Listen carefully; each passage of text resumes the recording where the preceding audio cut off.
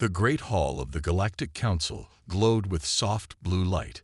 50 alien representatives sat in tall chairs around a circular table. Screens showed images of a blue-green planet, Earth. High Administrator Vox tapped his long fingers on the table. He was tall and thin with gray skin. His 6 eyes blinked one after another as he spoke. "We meet today to review the classification of planet Earth," he said. His voice was deep and echoed in the hall.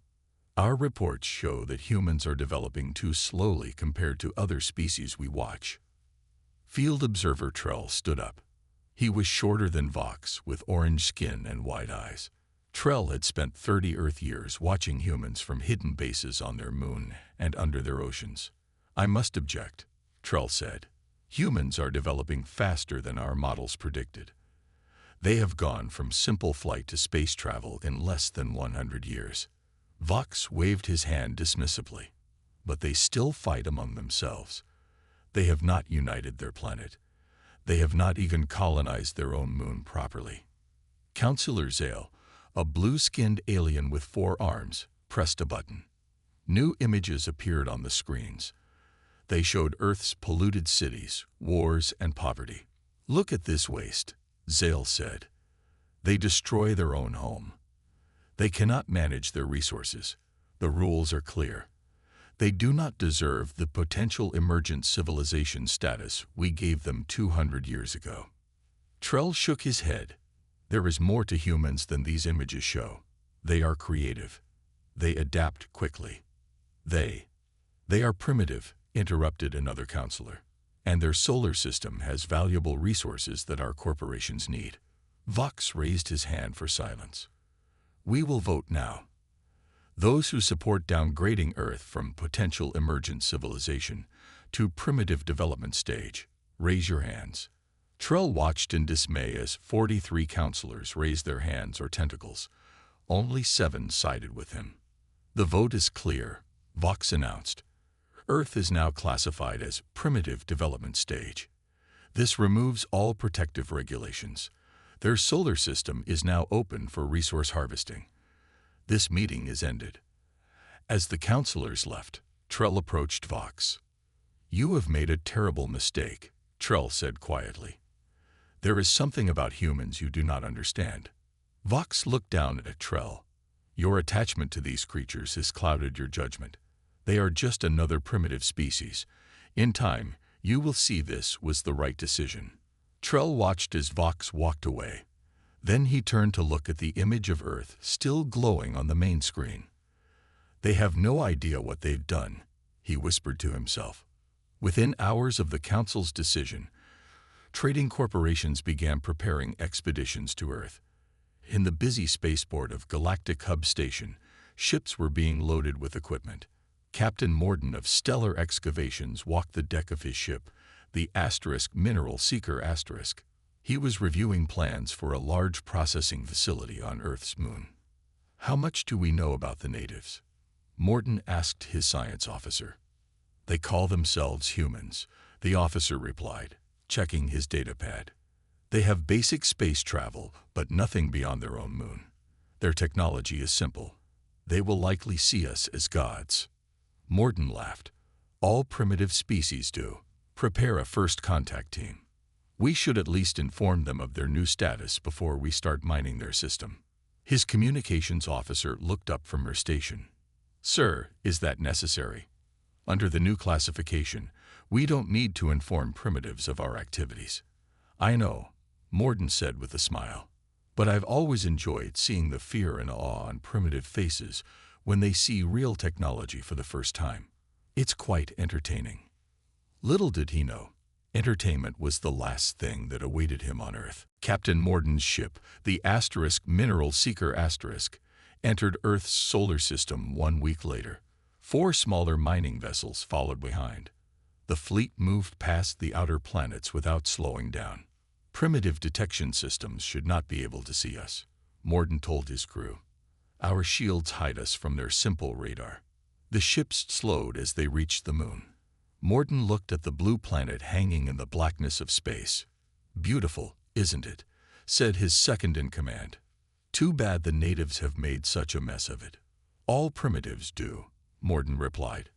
Now let's set up our base on their moon, then make our little visit. Machines and crew members moved across the moon's surface, setting up the mining base. Large drills began to dig into the gray dust. Within hours, the first processing buildings were complete. "Sir," called the communications officer, "we're picking up a signal. It's coming from Earth." Morden frowned. "That's impossible. They shouldn't be able to detect us yet." The main screen lit up, showing the human face. The man wore a blue uniform with stars on the shoulders. "This is Admiral Jackson of the United Earth Defense Force," the human said. "You are in restricted space. Identify yourselves immediately." The bridge fell silent. Morden stared at the screen. "How are they contacting us?" he whispered to his tech officer. "Unknown, sir," the officer replied. "Their technology should not be capable of this." Morden straightened his uniform and faced the screen. "I am Captain Morden of Stellar Excavations. Your planet has been reclassified by the Galactic Council as Primitive Development Stage. We are here to harvest resources from your system." Admiral Jackson's face showed no fear, only anger.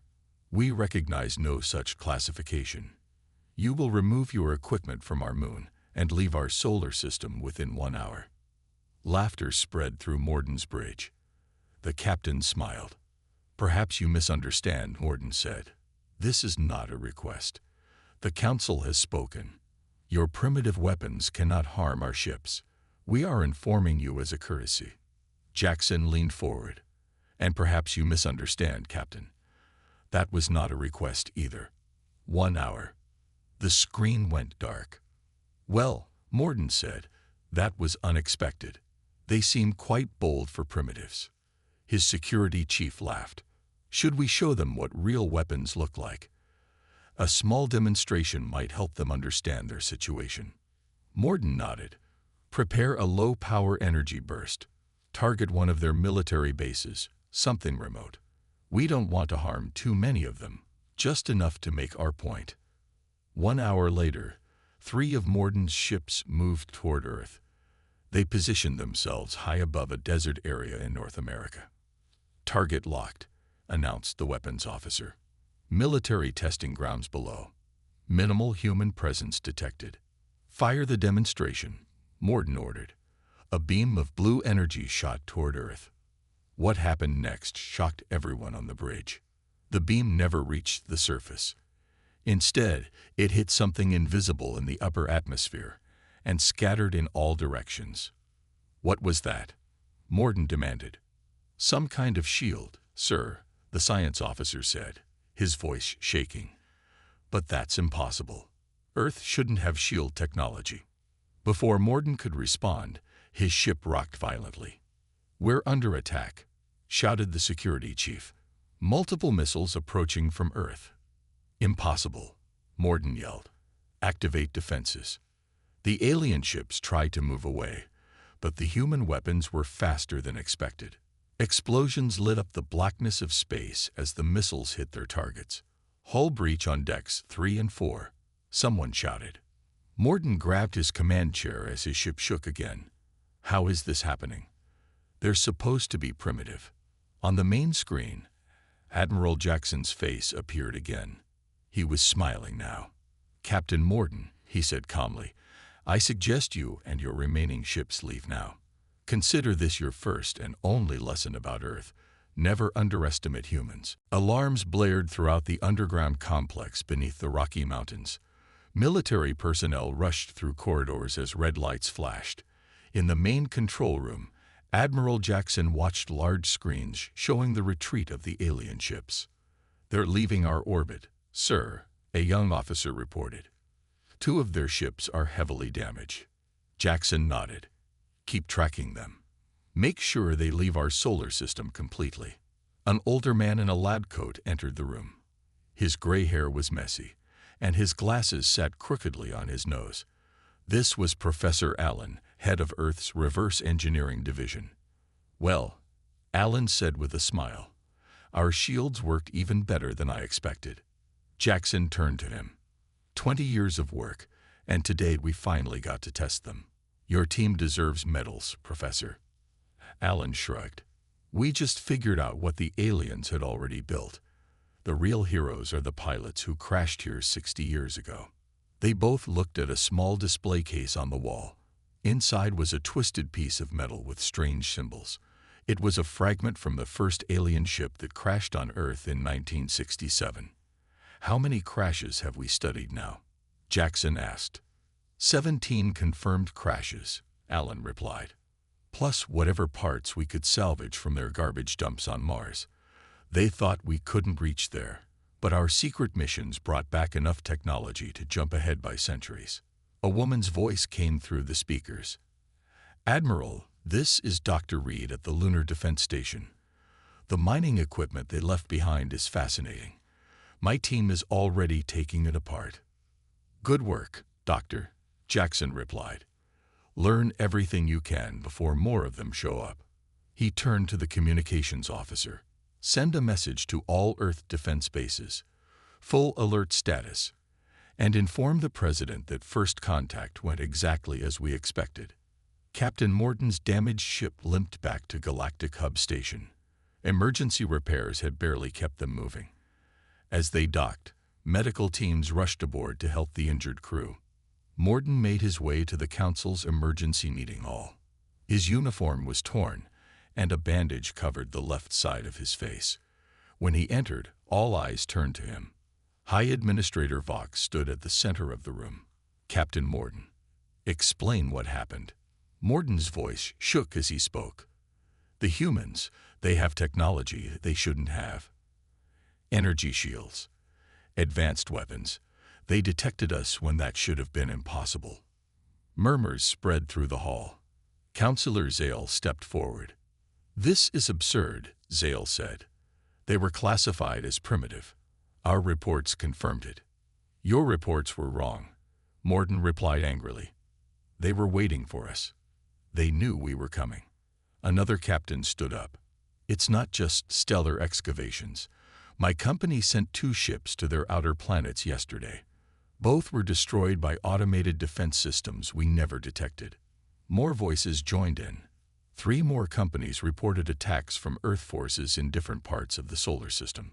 High Administrator Vox raised his hands for silence. This is most concerning. Where is Field Observer Trell? He spent the most time studying Earth. Trell stepped forward from the shadows. Unlike the others, he did not seem surprised. I tried to warn you, he said softly. Humans are not like other species. They adapt quickly. They learn. But how could they have such advanced technology? Vox demanded. Trell looked around the room before answering. Because we gave it to them. Not intentionally, of course, but every ship that crashed on their planet, every piece of equipment left behind, they studied it all. And what took us generations to develop, they reverse-engineered in decades. The room fell silent as the truth sank in. And now, Trell continued, by removing their protective status, you have given them something even more dangerous. What's that? Vox asked. A reason to reveal themselves, Trell replied, and to show the galaxy exactly what humans are capable of. The Galactic Council chamber had never been so chaotic. Representatives from 50 worlds shouted over each other. Some demanded military action against Earth. Others called for a full investigation. A few simply wanted to hide. High Administrator Vox pounded his fist on the table. Order. We must have order. The room gradually quieted. Vox looked older than he had just days ago. The stress had taken its toll. We face an unprecedented situation, Vox said. A planet we classified as primitive has technology that rivals our own. We must understand how this happened. Councillor Zale rose to his feet. This is Field Observer Trell's failure. He studied Earth for decades and told us nothing about their true capabilities. All eyes turned to Trell, who sat calmly in his chair. I submitted over 300 reports, Trell replied. Did any of you actually read them? The silence that followed was answer enough. In my reports, Trell continued, I noted the humans learn differently than any species we have encountered. When they find new technology, they don't just use it. They take it apart, understand it, and improve it. He tapped a button, and images appeared on the main screen. They showed humans throughout history adopting and improving technologies. Most species take centuries to make major technological advances, Trell explained. Humans do it in decades, sometimes years. But how did they get our technology? Demanded another counselor. Trell sighed. That is where we made our greatest mistake. For over a century, various groups from our worlds have visited Earth without proper protocols. Some crashed. Some left equipment behind. Some even gave technology to humans they befriended. Gasps filled the chamber. And why didn't you stop this? Vox asked. Because the council refused to give me enough resources, Trell said. I was one observer watching an entire planet of 8 billion humans. I warned about the crashes and unauthorized visits, but no one listened. A new alarm sounded, interrupting the debate. The security chief rushed into the chamber. High Administrator, she said urgently, we have detected an unknown ship approaching the Galactic hub. It's from Earth. The room erupted again. How did they find us? Someone shouted. They shouldn't have long range faster than light travel, cried another. Vox raised his hands for silence again. What are their intentions? They're broadcasting on all frequencies, the security chief replied. They say they come in peace, as representatives of the United Earth government. Put them on screen, Vox ordered. The main screen changed to show a human woman in a formal blue uniform standing on the bridge of a ship. This is Ambassador Thomas of Earth, she said. We request permission to dock and meet with the Galactic Council. Vox looked around at the shocked faces of the counselors before responding.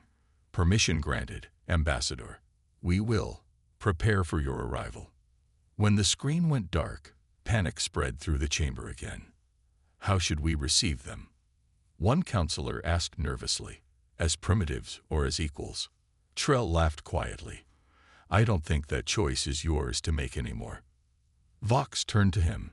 You knew this would happen, didn't you? You knew they were more advanced than we thought. I suspected, Trell admitted, but not even I realized how prepared they were. They've been watching us for years, learning about our politics, our technology, our weaknesses. They were waiting for the right moment to reveal themselves.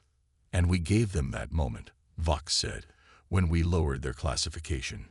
Trell nodded. The humans have a saying, don't poke the sleeping bear. I'm afraid, High Administrator, we've done much more than poke it. We've kicked it awake and told it we're taking its home. The council chamber fell silent as everyone realized the true magnitude of their mistake. The docking bay of Galactic Hub Station was filled with council security forces. They stood nervously as the Earth ship connected to the station. The ship was sleek and black, unlike any design the aliens had seen before. It had no visible engines but moved with incredible precision. High Administrator Vox and several counselors waited as the airlock opened. First came 4 humans in dark uniforms, each carrying strange weapons. Then Ambassador Thomas walked out, followed by a tall man in a military uniform and 2 others carrying data devices. Welcome to Galactic Hub Station, Vox said, trying to sound confident. I am High Administrator Vox. Ambassador Thomas nodded. Thank you for receiving us. This is General Wilson, head of our defense forces, and these are our science and policy advisors. Vox led them to the council chamber, where the full council waited. The humans showed no sign of being impressed by the grand room or the many alien species present. They seemed completely comfortable, as if they had been in such places many times before. The council recognizes Ambassador Thomas of Earth, Vox announced as they took their seats. Thomas stood and looked around the room. Members of the Galactic Council, I come with a simple message. Earth demands the immediate restoration of our previous classification and full recognition of our sovereignty over our solar system. Several counselors laughed nervously. Ambassador, Counselor Zale said, while we regret the recent Misunderstandings. You must understand that Council classifications follow strict rules. Your species has not yet officially achieved certain technological benchmarks. Thomas smiled. Hasn't it? General Wilson, please share our evidence. The general activated a device, and images filled the air around them. They showed human bases on Mars, the moons of Jupiter, and even distant Pluto. These are our colonies throughout our solar system, Wilson explained. Some have existed for over 30 years, hidden from your observers. Gasps spread through the chamber. Wilson continued, showing more images. And these are recordings of visits to Earth by members of your Council species over the past century. Many of these visits violated your own non-interference protocols. The images showed alien ships landing on Earth, aliens meeting with humans in secret, and exchanges of technology. We have identified ships from at least 12 Council worlds, Wilson said, all while Earth was supposedly under protection as a developing world. The Council chamber erupted in accusations as species blamed each other for the violations. Ambassador Thomas raised her voice above the noise. We didn't come to assign blame. We came to establish our rightful place. And what place is that? Vox asked quietly. As equals, Thomas replied. Earth is unified. We have mastered faster-than-light travel, developed energy shields, and colonized our solar system. By your own rules, we qualify as an advanced stage civilization. Field observer Trell, who had been watching silently, finally spoke. She's right. They meet all the criteria. But they hid their development from us. Zale protested. Thomas turned to him. We had good reason to be cautious. Your own records show that new civilizations are often exploited or conquered when they first reveal themselves. We chose to develop in secret until we were strong enough to protect ourselves. She turned back to Vox. Which brings me to our second demand. We want a full investigation into why the Council lowered our classification despite evidence of our advancement. The room fell silent. Everyone knew the answer. Corporate interests had pushed for access to Earth's resources, and the Council had been too willing to listen. Vox looked at the confident humans before him and realized a new power had emerged in the galaxy, one that played by different rules. And it was entirely the Council's fault. The private meeting room was tense. On one side sat High Administrator Vox, Councilor Zale, and 3 other senior councilors. On the other side was the Earth delegation. After 3 hours of talks, little progress had been made. Your demands are unprecedented, Vox said, rubbing his tired eyes. No world has ever jumped from primitive to advanced classification without intermediate stages. Ambassador Thomas leaned forward. Yet by your own standards, we qualify. We've unified our planet, colonized our solar system, and developed faster-than-light technology. Technology we believe you stole from crashed ships, Zale accused. General Wilson laughed. Studied, not stole. And improved. Your FTL drives are inefficient compared to ours now. The aliens looked at each other in disbelief. Impossible, said one of the counselors. Our drive technology is the result of thousands of years of development. And yet we improved it in less than 50, Wilson replied. Would you like a demonstration? Before anyone could answer, a junior counselor rushed into the room, clearly distressed. High Administrator, we're receiving reports from the outer systems. Earth ships have been spotted throughout the galaxy. Vox stood up. What? How many ships? At least 30, possibly more. They appeared suddenly near major trading hubs, mining colonies, and military outposts. Ambassador Thomas remained calm. Don't worry. Those are just observation vessels. We wanted to familiarize ourselves with your territories. They won't interfere with anything. This is an act of aggression, Zale shouted, slamming his 4 hands on the table. No, Wilson corrected. This is a demonstration of capability. If we wanted to be aggressive, we wouldn't have sent unarmed observation ships. One of the Earth advisors activated a holographic display showing the locations of all the human ships. As you can see, She explained. Our ships can reach any part of your territories within hours. Our improved drive system allows us to bypass your detection networks. Vox slowly sat down again, his face pale. How long have you had this capability? Long enough, Thomas answered. But we never used it until you removed our protected status. You forced our hand, Administrator. Vox looked to Field Observer Trell, who had been invited to join the meeting. Did you know about this? Trell shook his head. I suspected they were advancing quickly, but even I didn't realize how far they had come. Humans are. Surprising. Thomas opened a data file and slid it across the table. These are our terms. We want recognition as an advanced civilization with all associated rights. We want exclusive control of our solar system, and we want representation on the Council. Council membership takes decades to approve, Zale protested. Not always, Thomas replied. When the Morvan Empire threatened the galaxy 3 centuries ago, you fast-tracked 5 worlds for membership to strengthen your alliance. There are precedents. The aliens were shocked by the humans' knowledge of Council history. How do you know these things? Vox asked. Wilson smiled. We've had access to your information networks for years. Your security systems are primitive by our standards. This revelation sent the room into stunned silence. Finally, Vox spoke. I believe we need to reconsider our position. Ambassador Thomas, I propose a recess while we discuss your terms. As the council members left, Trell stayed behind. He approached Wilson with curiosity. I studied your people for decades, Trell said. Yet you still surprise me. What drives humans to advance so quickly? Wilson looked at the alien observer. Necessity, curiosity, and competition. We knew we weren't alone in the universe. We knew we needed to be ready. Ready for what? Trell asked. For this moment, Wilson replied. When the galaxy finally noticed us. 1 week later, the Grand Chamber of the Galactic Council was filled to capacity.